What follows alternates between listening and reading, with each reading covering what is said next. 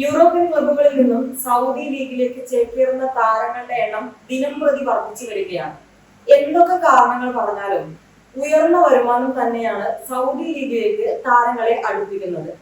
തന്റെ കരിയറിന്റെ അവസാന ഘട്ടത്തിൽ സൗദി ലീഗിലേക്ക് ചേക്കേറിയ ക്രിസ്ത്യാനോ റൊണാൾഡോയിലൂടെയാണ് സൗദി ലീഗ് ലോക ശ്രദ്ധ പിടിച്ചുപറ്റുന്നത്.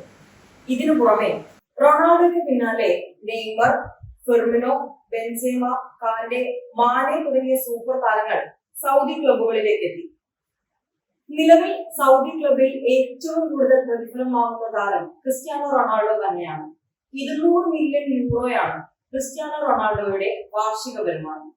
ഇതിനു പിന്നാലെ നെയ്മറിനാണ് ഏറ്റവും കൂടുതൽ വരുമാനമുള്ളത്. 100 മില്യൺ യൂറോയാണ് നെയ്മർ ഒരു സീസണിന് വാങ്ങുന്നത്.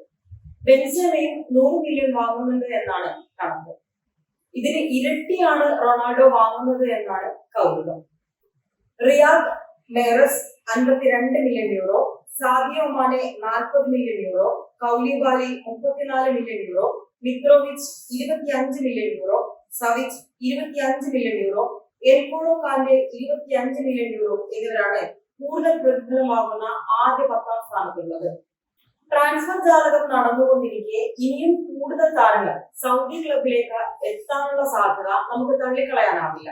ഇത്തരത്തിൽ കൂടുതൽ താരങ്ങൾ എത്തുകയാണെങ്കിൽ സൗദി ക്ലബ്ബ് ലോക ശ്രദ്ധ പിടിച്ചു പറ്റുമെന്ന കാര്യത്തിൽ സംശയമില്ല.